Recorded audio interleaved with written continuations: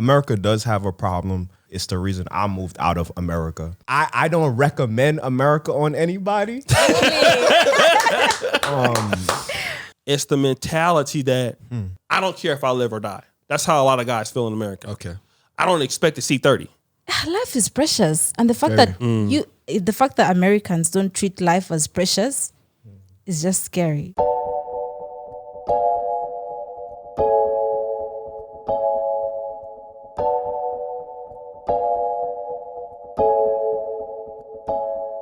Hi guys, welcome to Kenganda. My name is Janita Maya and this is the Repat podcast. Yeah, DJ Maintain, DJ and producer, living here in Kampala for 5 years of Caribbean descent. Okay, nice. Jamal Jacobs, Afro-Caribbean male, living in Uganda. Yeah. Hello. Okay. Big up. O'Shea Duke Jackson, many years African-American generations. West Coast, you know how we do, you know what I'm saying, in the building. Yeah, you guys, so welcome to the Repat podcast once again. Now, recently, Simran, she's the producer at the Pan-African Dating Show, by the way. Subscribe to that. Big up Daddy shared Sims. a video with O'Shea and I, and we thought we could react to it. So you guys can watch this with us. Okay. We are sick out here, all right? Mentally, we're f***ed up. America has a huge mental illness problem. You know what's even crazier? We have a huge suicide problem. We got a huge drug use problem. We got mad missing children in this country. Mad children get raped in this country. We shoot the f*** out of each other in this country. We each other in this mother. So we have no problem with somebody who's not us.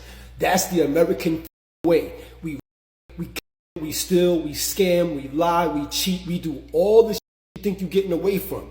We do that shit right here on this soil, okay? In 2020, over 45,000 people themselves here, Americans themselves. If America is so great, you think the Americans were here would themselves like that at that rate? What is it? We're sick, okay? We're sick as We love to elect spectacles, clown mother to hold political office. Okay? Clown, y'all seen the whole Trump? That's a clown. That was a clown running the United States of America. We got people that follow that guy Trump that believe that Michael Jackson's still alive, Tupac's still alive, JFK Jr. is still alive, and they're working with Trump to bring him back into the press. All this crazy, weird. This is America. We are up over here. Soon as you get over here, you increase your chances of getting shot to death. You know why? Because we love gun porn.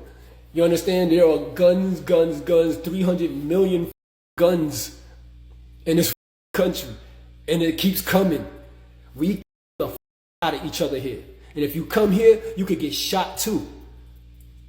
Your children, your family, we don't give a who you with, where you at. You could be out eating at a restaurant, minding your own mother business. Minding your business don't keep you out of trouble in America. You understand? Damn. Whew. Shout out to Christopher Paul. You know this dude? No, I don't. I just read. But you're using him. I just read his. I love to have him on the podcast. He was going in. While building a house. that's amazing. You gonna get fired too. But yeah, so clearly you've watched this clip, and do you think America has a problem? What's your take? America does have a problem. Everywhere has a problem, right? But sticking to the brother's points that he was making, it's a scary thing. It's the reason I moved out of America. Constantly watching your back, right.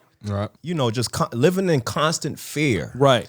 The pressure to have a livelihood, Right. The pressure to, you know, whether it's succumbing to, you know, the racism or the bull that you have to continuously deal with. Right. Of course, you have inflation now. That's another problem. Right. The pressures of being a black man in America is a saddening reality. Right.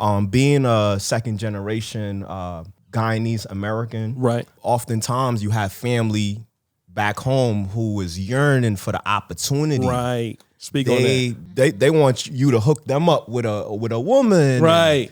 You know, they want to know about your everyday living. Right. And this is not just in Guyana. This Right. is throughout the diaspora Right. in the Caribbean. This is throughout the diaspora in the world. Yeah, You know, it's people true. want to come to America. Right. You know, because they want to live the American dream. Right. Right. You know, and what controls the American dream? The media. Yes. Right. Speak to that. So these images and these narratives that Right. get thrown at us, you know, it's an unfortunate thing because they come and they Right. see like this is a scary world. Right. You know, I can die tomorrow. Right. Just going to work. Oh yeah. You know, so it's a very scary reality. I don't recommend America on anybody. But you know, I would say look beyond, you know, look further than, you know, also power shifts in the world is changing. Those dynamics are changing. Right. The dollar ain't as strong as it used to be. yeah. So, you know, so you could think about it economically, Right. your livelihood, Right. just wanting to breathe every day is a Yeah. threat. Yeah. You know, so I don't recommend it for anyone. Okay. Now, just to give people a brief, you've moved to Uganda. You've been in Uganda for how long now? So it's officially been 1 year. Okay. Right. I've been living here, but I've been here on and off for about 3 years now. And you know, being of Guyanese descent, you know, I like to tell people that Guyana is on the equator, just like Uganda is. So I feel at home. I wanted to reconnect to the diaspora. Right. I also feel like I understand that I'm probably most likely West African. Right. You know, but that doesn't separate me from the East, the West, the North, or the South. Right. You know, I'm also a chef, a Pan-African chef. Right. Build it up, brother. So I like to speak on us Right. being the kings and queens that we are. Right. I'm here to rekindle the spirit. I'm here to remind us of what we are. Right. That's what I promote. That's Okay. my propaganda. Right. Right. All the other narratives, I don't run with. Okay. And I think a lot of us, we battle because we see whiteness as the greatness. Right. You know, we want to aspire to be that. Right. You know, so whatever it takes, if that means going to America, you know, That's a good point.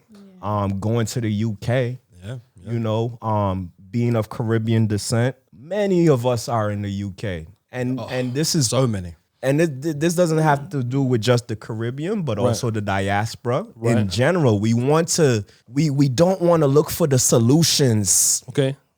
on the ground where we're at. Right. You know, Right. We're always looking outside because we've been told that you're too poor. You know, you don't have the education. You don't have all these different things that people think we're supposed to have. But we walk around, there's diamonds falling off of the trees. Right. Literally. And when I say diamonds, I'm referring to fruits and, and Right. berries. All And, that. Well, let me but let me just get to maintain because you've been to America. I know y'all do the knife thing out there in the UK. Yeah. So what was your? But what did you think about when you went to when you went to the UK? Like, what did you think? Like, I mean, When I was in America. Yeah. Right. Yeah. So I've been to America on 3 occasions, twice to New York, once to Miami. I'm aware of the problems there. And my accent it did kind of spear me from that. Like, you initially look at me and then when I speak, it's literally like, oh, you're not one of ours. So you're good. Like, go on your way. But I can imagine if I had an American accent, some of the issues I would have faced while I was there. While I'm there, it was all good. It was all blessed. But you can see the underlying, you know, issues that people that look like me. What are those underlying issues? Like Jamal said, you're every day you're like, is this my day? Like, is this the day, you know, I stop breathing? Is this the day I get thrown in a cell? Is this the day someone mistakes me for someone they got beef with and then I'm gone? Like, you know, you feel that. Yeah, obviously I was on my tourist vibe, you know what I mean? South Beach, Yeah. you know what I mean? Upper East Side, all that. But, you know what I mean? Like, my 3rd time of being in America, I was in Brooklyn and I was there for Labor Day parade. So I saw a little bit more of what. But let me ask you this speaking then. Let me about, cut you off. But like in the UK, yeah. do you feel like what the guy was saying in the TikTok video I know UK is not as violent as America, but like, do you feel there's certain elements of that in the UK? Definitely. And just to touch on the violence, the only reason the UK isn't more like the US is because of the gun laws. Yeah, like only certain divisions of the UK police force can carry weapons. Like your regular police officers, cops, they don't carry. All they have on them is batons and tasers. If those regular guys are allowed to carry guns, trust me, I may not even be here. I think that's the main difference between the UK and the US. It's just the gun laws. Because, you know, if you're caught with a gun in the UK, that's time. And guys don't want that. That's why, like you referred to, the stabbing thing, that's why guys are going around. Yeah. You know what I mean? Like, they get you real good out in the UK with that knife game. It's a big problem. Like, usually young children, you're arresting them and they've got like machetes in their jeans, and you see it, police will arrest them and they'll pull it out. They've got them in, and you pull it out, and it's like it just keeps going. They call them Rambo knives and things like that, and zombie knives. It's a big problem. Right. But that's the main difference. I feel like after hearing the guy's clip and what the brother was building on, when you come across, let's say, you know, you from the UK, you, like me, I'm from Cali. You from, East Coast. So the average Ugandan will want to know why you here. That's their question. Like, when you from the States, I'm trying to get to the United States. You know, you go to the embassy here in Uganda, you will see, like, you know, for the US people, it's short line. But if you're in that line for trying to get a US visa, it's long, and they spending like sometimes $300 each visit just to have a chance to go. When you look at the United States, you look at all the opportunities. You know, there's Google there, Facebook is there, Tesla's there, the US stock market is there, the New York Knicks is there. So, you know, all these things, right? And let's just, you know, because people kill in America, but who are you more likely to be killed by if you look like us? In America? Yeah. From the outside looking in, it's 50-50, right? I'm likely to be killed by us, right? Most of us grew up in neighborhoods where somebody breaking your house ain't a white person. True. It's black people. So what the guy is saying is that you have people in America where, you know, everybody got a gun in America. I want to just transpose what I think about being in Uganda, and there's a lot of problems here. I talk about it here often on this podcast. But I never, when I go to DJ Maintain, let's say if you was in Sacramento, you invite me out to an event, I'm not going to that because I want to get killed that night. Wow. But one thing in Kampala, I never, like when you invite me out, I'm not going to say the guy's name, but because I don't like the guy anymore. But if I go out to your event, I know, man, like I'm not going to die in Kampala because, you know, Oak Park got a problem with Del Paso Heights, man. They can go down. I've been in places like, you know what I mean? You could just be there, and then some dude starts shooting. He ain't trying to shoot you, and you just get hit. And the thing about it is that, and I'm not trying to put African Americans down or Black Americans down because, like, he from Caribbean, but, you know, when you come to America, you're going to choose a side. Ain't nobody going to carry you from Guyana. You know what I mean? Because you could be in New York City, and a Guyana dude and an African American dude come get you, and you Jamaican.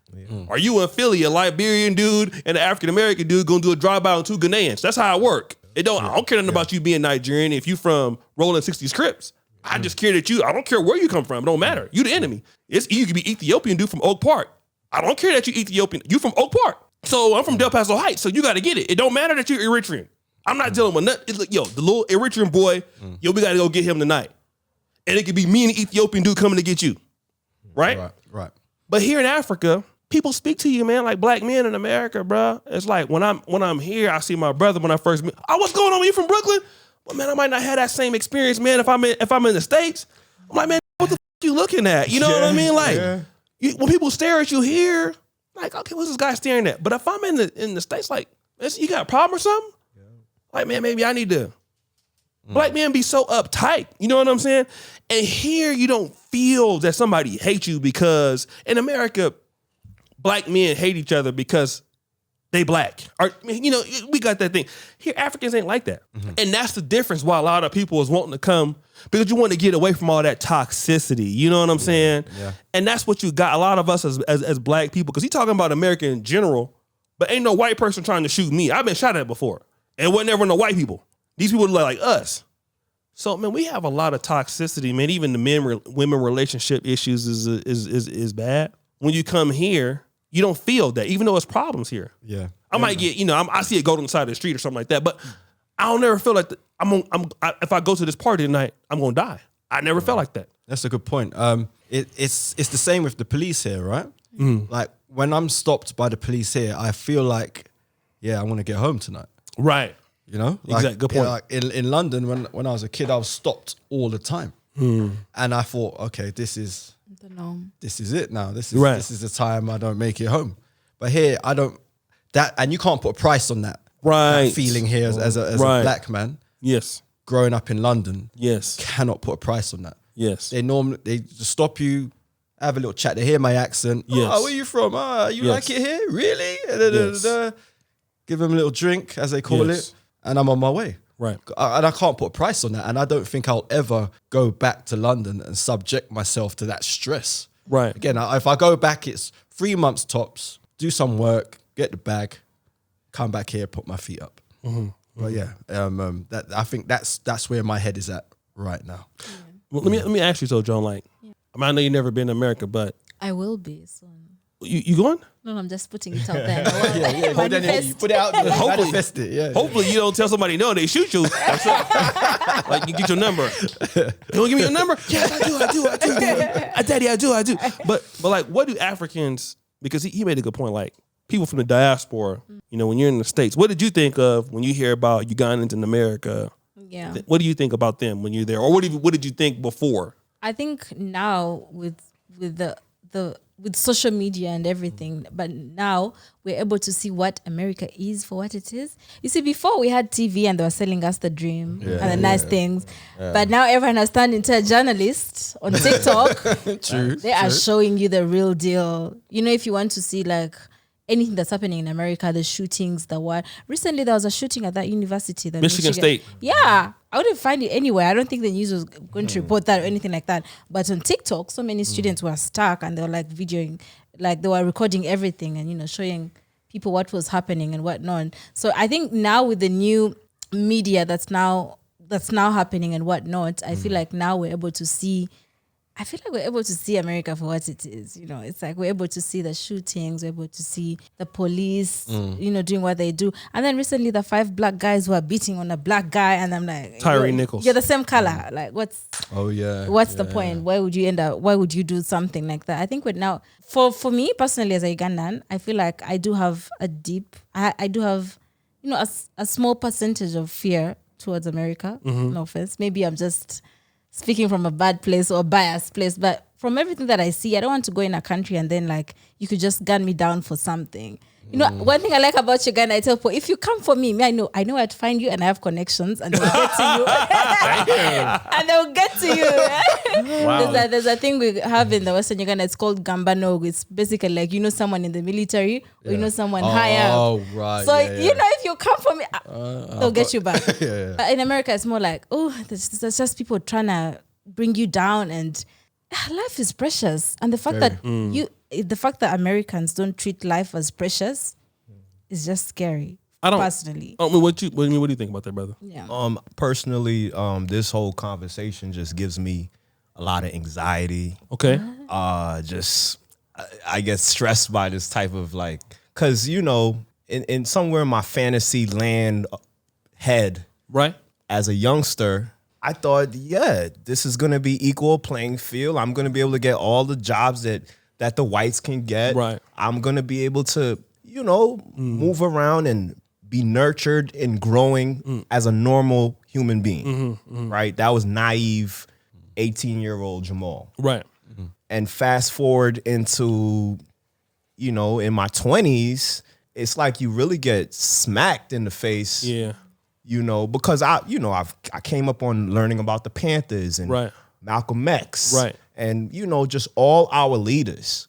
But I figured, they put in the time. They fought so hard for me to go and get this equal opportunity. Right.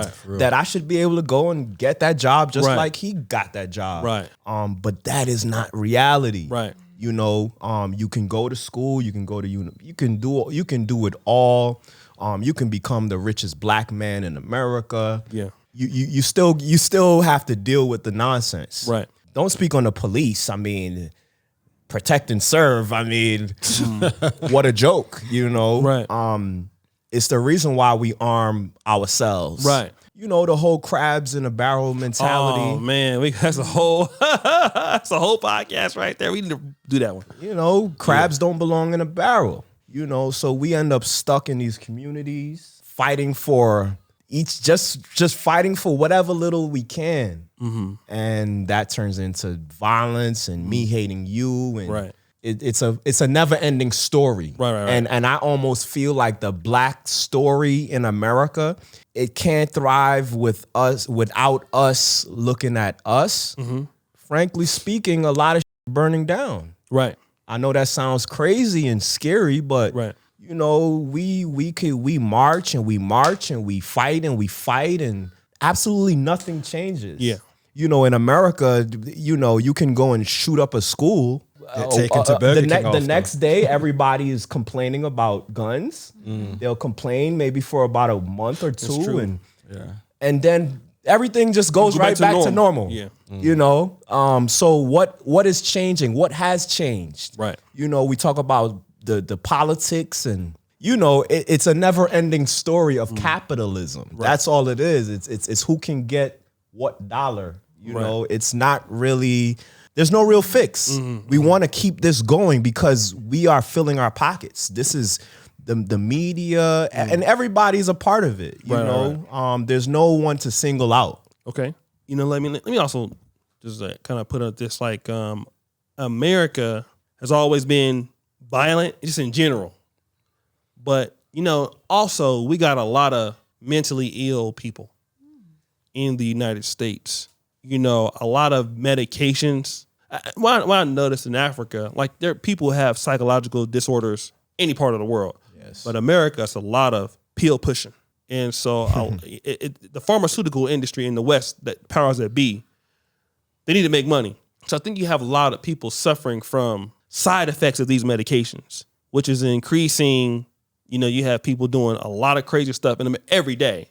And it's a big place with over 300 million people. And then like 25% of women are on bipolar or depression medications. So then somebody could just, you know, today I'm going to kill myself and all my family. You see it all the time. And the thing is, people look at America because it's opportunity for sure. Yeah. If you want to come in and do the work. But people don't know, like, if you're coming from here and you come into America, number one, you're going to have to work a lot. It's hard. The average African or person from Guyana, you come into America, you starting off really like there.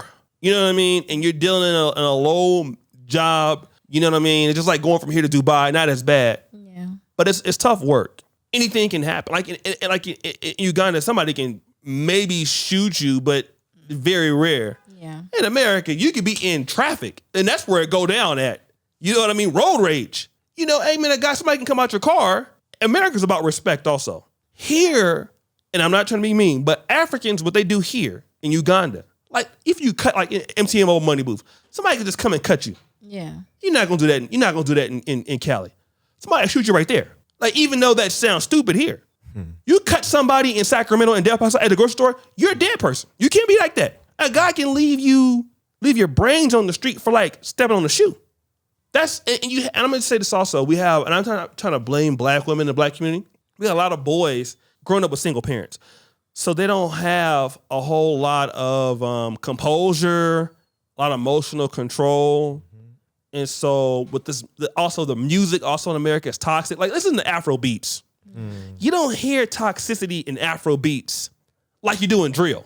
Drill is like, okay, I killed your mom. We're gonna go to where she stay at in the grave. I'm gonna piss on the grave, and then the music is toxic. Like, you look at all these rappers dying. PNB Rock got killed. You know what I mean? Just who was the other brother that got killed from in Nipsey Hussle? Too many to name. Yeah. The other brother that was in L.A. The young brother, Pop Smoke. Pop Smoke.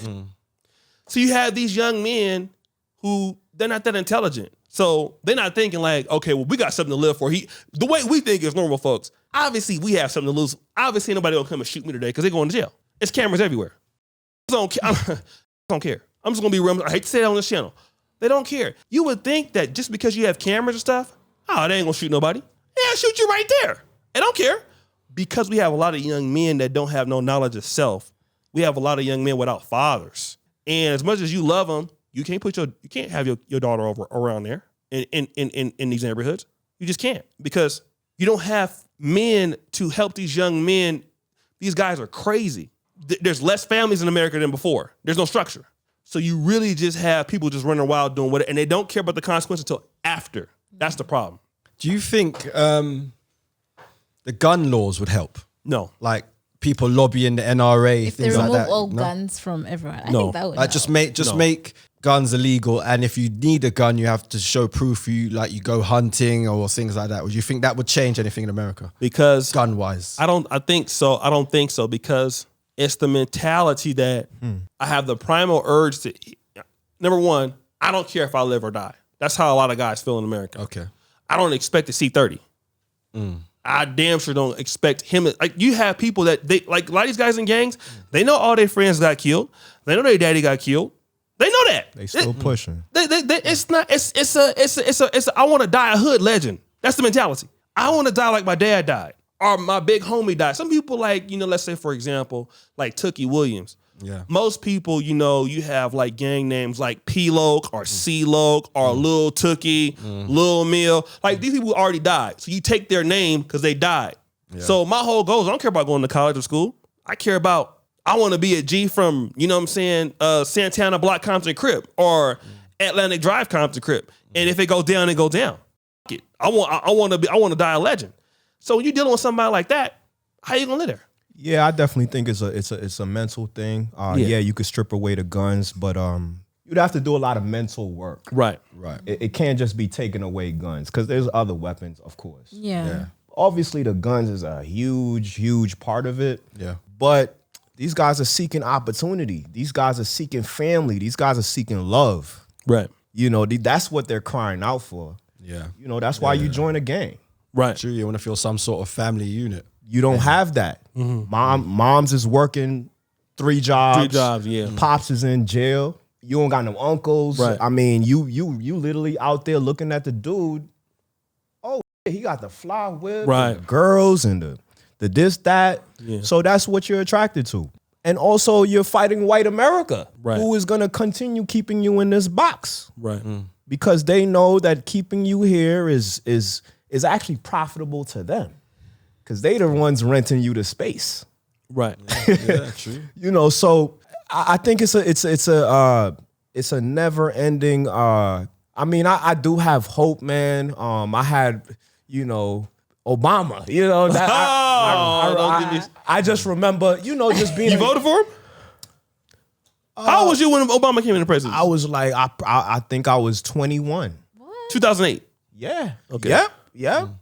I was in my 20s. Yes, we can. Yes, we can. We found that we can't. But I mean, the way media is so huge, right? Because the campaigning of politics would have you believing that this is gonna we're gonna change. Today is the change. Yeah. And black folks got worse under Obama. And they got worse. And things just continue to happen and falter and fall out of place, and no guidance, man. No guidance. So you literally have to have a strong will and hope that you have a couple family members, because women really, they're the ones holding it down. I know you said you're not calling out the women, but they're the ones holding black men down fully. Well, that's a whole other conversation, brother. But hey, okay, we here to have it.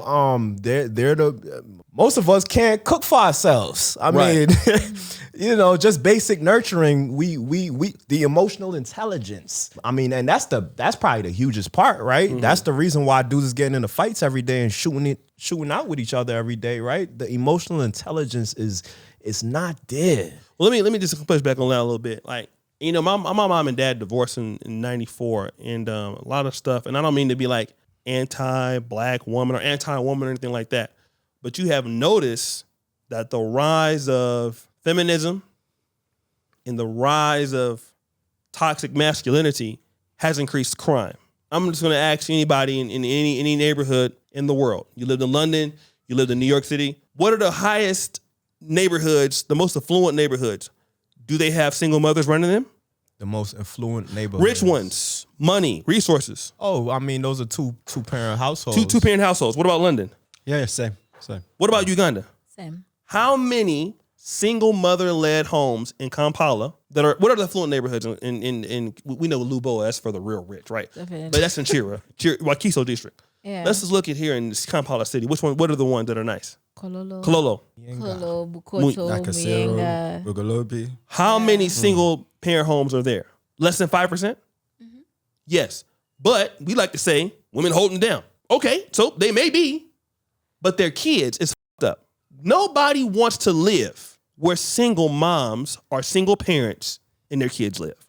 We got to be honest about it. Nobody wants to live there.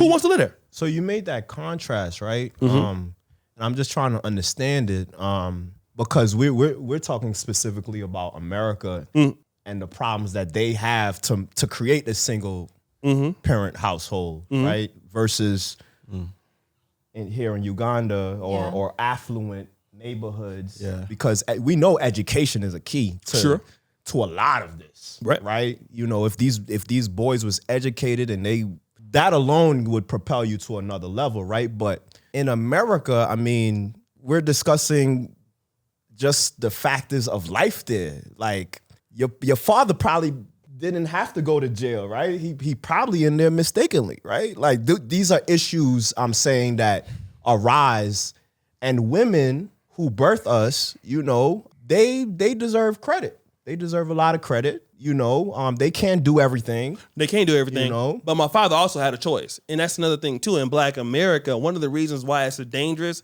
because we don't have no standards. My mom, if she's watching it, and I told her, and my dad, you fucked up as a parent in certain ways. And one thing about America, you cannot hold people to task. Back in the day, if you was let's look at Aretha Franklin. Aretha Franklin was 14 in 1956. She was born in 42, something like that, right? And I know that because There Is a Fountain, that song came out as a gospel singer. Aretha Franklin got pregnant at 14 years old. What happened in the Black American in the 50s if you got pregnant? What'd they do? They sent you away. You can't. You're 14, you got pregnant. Ain't no, you going down south. There you go. Exactly. Exactly. So listen to where I'm about to build with this. You gotta get out of here because you're embarrassing the family, right? What happens if you get pregnant now on Facebook? Congratulations, congratulations, congratulations. One of the reasons why America is so violent and London is so violent, any place is so violent, is because anything somebody does, you can't criticize it. And there's no shame. And so a lot of these young kids that come up, if the kid ends up being a killer, let's say, for example, one of the things, I have a guy named Ron Wills, it's a YouTuber. He wrote an article called Black Women Complain About the Problems They Create. This is not all Black women, right? But one of the reasons is that if the black boy come out and he start being a Crip or a GD in Chicago or whatever in Philly, the black men get blamed or the men get blamed. But exactly, now that we know what the white folks are doing to do whatever they do, but the black community don't have no ownership of what we do, which also makes America very dangerous. Because if you even look at, even in the 60s and 50s, in the black communities, you can leave your door unlocked. Yeah. Can you do it now? Nope. Hell no. Because Pookie and them gonna come and do what? Pookie. So the thing about it also is, in Uganda, if you steal something, somebody in America, if you steal something, they're gonna watch, right? If somebody steals something, all you gotta yell is what? Thief. What's gonna happen to him? Mob justice. And is the police gonna arrest you for whooping his ass? Hell no. We could all jump in and tag team. Yeah. But see, in America, we can't police our people. Yeah. If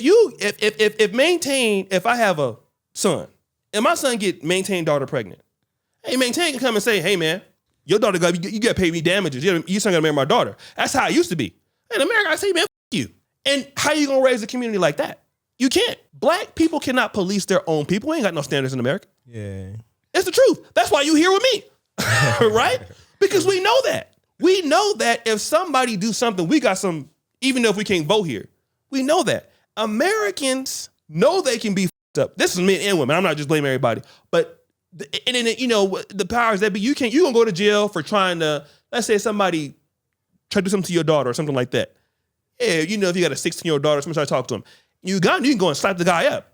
You ain't going to jail. What's gonna happen in America though? That guy can call the police and say he slapped me. You going to jail. Right. That's the problem. Right.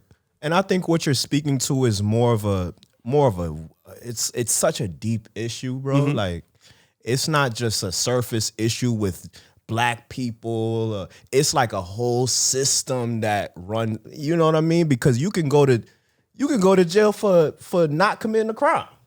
But I'm gonna tell you this. You know, you can. And how likely is it though? They just released a guy the other day for serving 20-something years. That's true. For not doing something that they claim he did. That's true. But we all know we got people in our family who we're saying free my and they did it. We know they did it. Yeah. We was there when they was doing it. But you speak about the mental health, right? That's a big piece of. That's why I'm saying this is not just one thing. We can't just. It's a bunch of compounding issues, you know. Let me say this before I get. But this is before we gotta let them talk, right? We have this is great. Like, what I'm saying is, we're learning. We have to, you know, and maintaining you are very similar. You guys are more liberal in your views of blacks, and I am here on this podcast every time to hold the mirror to black people's face all over the world. That must be done. And so you the one, if you go and sleep with Pookie, you know you can't read and write and you him, you did it, okay? It's our job as blacks. We have to do right by our people. The white man is doing his job. That's his job to oppress us because we know that he been doing it before we was even born, right? And so the thing I hate is that we always come back to, well, you know, they're doing this and they're doing that. So then that we, as much money as we have, who's stopping us? Like when you get up in the morning, is the white man like, oh Jamal, I know you want to go to work today, but you can't go. No! And it's there subliminally, but we can't keep using it as an excuse because why? We never gonna get better. We have to develop. That's what our people, our generation is weak, or the ones that we in. The ones before and before and before, we wouldn't even have civil rights. This is Black History Month. Yeah. So if our people didn't get out there and do something, would we have anything? And at the time, it wasn't no Afro-Caribbean or African-American. We was all black. Stokely Carmichael was from the Caribbean. Yeah. But he was a Negro, right? But we pushed the mantle forward. Same thing with people here and what do you call that? Independence. But as blacks, we are weak. We've gotten weak. And we always saying the white man is that, the white man is this. No, it's true. But when are we going to get our people together? We don't do it. Yeah, you know the problem. I'm sorry, I'm gonna let y'all talk. No, yeah, we build it up. You know a big problem. Yes, sir. Know, we speak about the mental health. Obviously, that's a big piece. Right. But we don't even have time to heal, brother. We don't have time to heal from our wounds of past that happened way before us, right? So now we're just thrust into this future that we're living, and some of us, this is all we know. It is true. You know, and that it's a sad reality. Think about the man who goes to work every day, working an honest job. He finds out that, I have this mental instability. He goes to see a doctor now, and now he's hooked on some medication. Right. Yeah. And he can't even tell what's left from right. And it's true because I don't want to interrupt you, but you make a great point. Because doctors treat black patients different than white patients, especially in the NHS. So how can we I spoke about healing, right? Right. How can we even trust in our healthcare to you know what I mean, to feed ourselves, to nurture ourselves, to advance because it starts with your body, man, you know, and following your mind. These muscles are very important in everyday structures of living. Right. But some of us don't even have breakfast, bro. Well, I mean, it's the same thing that you start at one. That's why the Christian song says "One day at a time, sweet Jesus," right? And that's the name of the song. And until you provide the solution, we're not gonna have it. Yes. And that's the thing. And the thing about the blacks, how many we on this podcast? It's amazing that a brother from America, a brother from Britain was like we had to put the platform together for us to be able to speak to our people, right? So we have to start a little bit at a time, and we have to give value to the women in the community. Yes, and we spend our time, you know, like we have a podcast where DJ Maintain called "There's No Hope." We be doing it with you. There's no hope in Africa. But it's a lot of stuff going on in the black world. But the black world has to do. We have to keep putting the fight up, and it can't be marches. I hate marches. Protests. Look, we need the biggest protest. Dr. Amos Wilson. You ever heard him before? No. Dr. Amos Wilson was one of our best intellectual leaders, which I believe he was assassinated.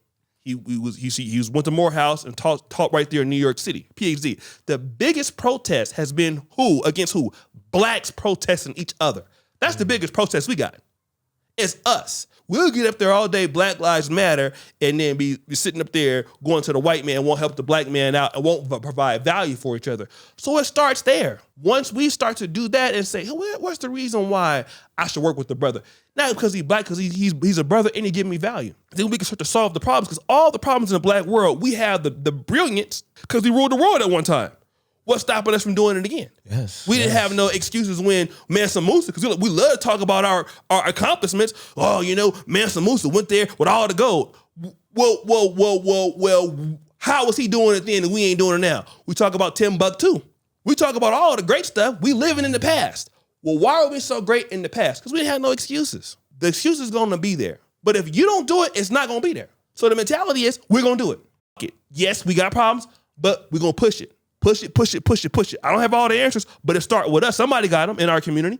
We have the brilliance. We have people. We have doctors. We have lawyers. We have teachers. We got DJs. Shout out to DJ Maintain if y'all ever want to. But it starts with podcasts like this, and we got to stop feeling sorry for ourselves. Facts. Quick question. Yes, sir. Amazing listening to you two speak, Right. because you're from a world I'm not privy to. I've been there basically on holiday, right? But a lot of what you say resonates with me. And O'Shea's always going hard with the rhetoric, right? Bang, bang, bang. And when I was growing up, right, if I was doing something I shouldn't be, and I saw my friend's dad come along or my friend's uncle, Right. I was in trouble. Yes. Yeah, I was getting dragged up in front of my dad, and I was being disciplined. Yes. So there's like lack of accountability. Where did that change for us as black people? Because when I was growing up, I had to watch my P's and Q's.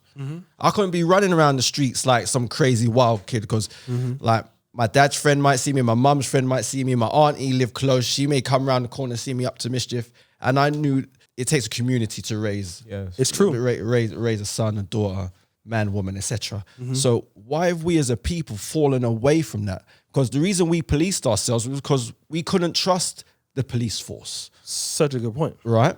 So that's why we don't snitch. Right. Like, why are we giving ourselves up to an institution that will probably end up killing us in custody?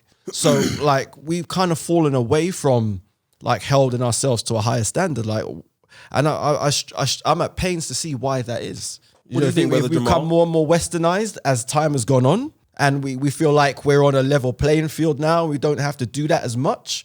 Or is it like this the single mother syndrome, like O'Shea mentioned earlier? I go back to media, and I know, maybe that's placing blame somewhere, but I go back to media. Yeah. Technology this is our world now, and this is where the kids are getting their information from. Yeah. I grew up where, my neighbors was busting my ass if Me I too. got out of line. Me too, bro. It's hard for me to speak for this generation, but technology is rampant. You can learn whatever you want on the internet now, whether it's good or bad, and a lot of it is Or bad. a reputable source, yeah. Let's face it, a lot of men in America, black men in America, where we at? We in prison, Okay. right? So who's raising who? Prison was designed for us. Oh, yeah. Yeah. You know what I mean? Let's keep Especially in the let's keep States. it 100. So I that's what I chalk it up to. I don't have any other answers for that. I got but one. Before Shay gets to Yeah, you, go ahead. let me give mine and then we wrap this Go ahead and up. build it up.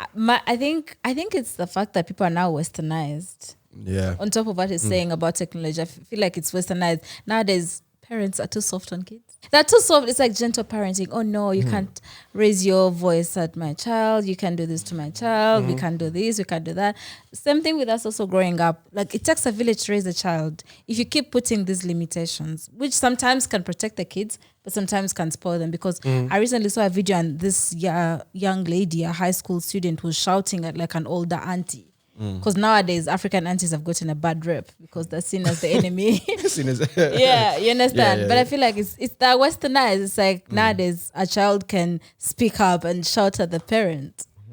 And to us, it's not something you can think of. It's like you have to watch your tone. So I'm still scared of my parents now. As a they're in grown their man, 70s. as a grown man, I'm gonna make sure my voice is Yeah. I mean, just before we go, like I remember in the 80s. I mean, because at the time that I don't know about they had them popping in London, but the Jerry curl was out. Yeah. You know, y'all had that. Yeah, you know, like America was like was a big beacon for us. Like, if you guys had Jerichos, we had Jerichos. You had Adidas Superstars with no laces, we had them too. Yeah, you was a big influence. Jerry curl and those first Sunday choir robes hot. You know what I mean? Marching in the choir. So you know, at that time, I saw like when the New Jack Swing first came in. And for me, Teddy Riley, Aaron Hall guy. Yeah. Then you had MC Light, Mary, my boo Mary J, right? You know what I mean? Right. Bahamadia out of Philly. Yeah. So, but with that era came in something that was different from the 80s. And I was born in 81, but I remember. And that is the rise of what I feel like was the independent woman. And Diane Carroll was like the first show in the 60s, 70s. She had, I forgot the name of the show, but she was a single mom. So in Black America, it became quite apparent that, you know, hey, it's not a sin for you to have these kids by yourself. So that was when you first started seeing that come in. Because a lot of the early, let's say, Crips and Bloods in LA, those was coming from actually 2-parent homes, just in South Central. It wasn't just Pookies and Ray Rays, but this is a different also style. The creation of those gangs is not based on what we know them to be based on today. Yes, that's a great point. Great point. That's a great point. Yeah. It's a great point. What I saw, though, coming up, is, okay, women are empowered to make their own choice, especially in Black America, but just always being more ran by women. Black men have never really been tyrants, or, you know, like that's not really what we do in Black America. We used to coming up under women a lot, but the stronger Black women got, the weaker we got as men. So then the narrative started being pushed out there that, you know, you start hearing the Black men are DL, Black men ain't. I don't want no scrubs. That came out, right?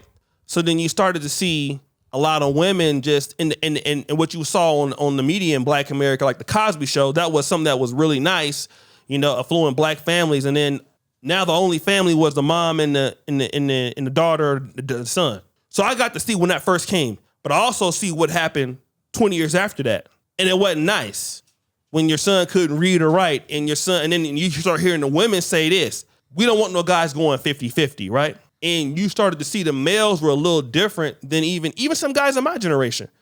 But a lot more, the violence was a lot more real now. It was more in your, then the internet came out. It was more in your face. But I noticed that the empowerment of women, Black women in particular, in the disenfranchisement of Black men. And what a lot of Black men, you know, you started to see Black men not want to be married to Black women no more, or women in America, marriage is going down. Yeah. So then you start to see another thing that came at the same time, which I believe I'm gonna wrap it up, is a lot of Black men going into other communities that were competent. And you started to see the appreciation of the Pookies and the Ray Rays. Like Tupac became, those kind of guys became symbols. Like, you know what I mean? The guys who was going to college when we was coming up. So the guys who could be providers and husbands was disenfranchised in Black America. They wasn't getting nobody. And the guys who was the guys that had the quick money, that's who girls was going to. UK too. UK. Yeah, UK and then too. Those progeny of kids are just regular guys single. I saw their kids. That's why we in Africa right now, because we saw their kids. It's too dangerous there, right? And so there was no fault placed on any decision making from those people. It was always an excuse. The Roland Martins of the world, the CNNs of the world. Oh, well, you know, this is that, all that. Anything that Black folks do is the white man's fault all the time. And I'm here to say that it wasn't the white man's fault all the time. It was also our fault too. And if you say that in Black America, you're a sellout. But I seen it. And I know Negroes, I told you I have a PhD in Negroology. I know you coming and going. I know Negroes in Africa, I know Negroes in America. And a lot of what happened to us was because of the programming we fell into, and we got away from what our people taught us how to behave. I just heard your mom talk on the phone before we started the podcast. Yeah. We don't do that no more. Yeah. We ain't got no sense. We used to be the most married group in America. Blacks was before 1960s. Then after that. O'Shea, let me just mention this one. Mm-hmm. Drug culture. Oh, yeah. right? So the drug culture in America has been onset from the get-go. And who did they come looking to sell the drugs? Yep. We know about Freeway Ricky Ross, right? Yep. Not the rapper. Yeah. Out of LA. We know about that story, right? Nicaragua and all that, right? So we've been Even before that, Heron. Right there in New York City. We've been infiltrated on so many levels. Right. Look at the Panthers got infiltrated. Look at the Panthers. The Crips right? and Bloods got infiltrated. They to me was the greatest thing in Black America. Oh yeah. You couldn't tell me any wrong about that. Yeah. But America pushed the narrative that these guys were criminals. These guys were terrorists. Terrorists. Right? So listen, I understand you fully. We need to look in the mirror. We need to be accountable for one another. We need to bust that kid's ass when we see him doing wrong. We need that. Right? Once again, it's a lot of compounding factors. No, it is. To why we are why America is the way it is for us. I know John wanted to end it, so we'll be here all day. We could talk all day, for real. Yeah, we'll have a part 2, so it's not the end. Straight up. Yeah, so if you're watching this in the comment section, just let us know, and then we'll bring these guys back and then give you guys a part 2. But tell people where they can find you, Jamal. So you can find me on all mediums. Chef Morley's Table. That's Mallys. Morley's Table. Chef Morley in the building. Okay. Follow me. Okay. His food's amazing, by the way. We're gonna find out. We're gonna find out. No, I've already found out. We're gonna find out tomorrow. I'm gonna book him tomorrow. Yeah. But yeah, DJ Maintain, all social media platforms. You find my mixes, you find the music I've got out, all of that good stuff. Okay. O'Shea. O'Shea Duke Instagram. Okay. All right, guys. This was very insightful. Thank you so much. We'll have a part 2 coming right out. So do make sure you follow us on all our social media platforms at Kinganda Nation. Subscribe to the Pan African Dating Show. Subscribe to Kinganda. We'll see you guys next time.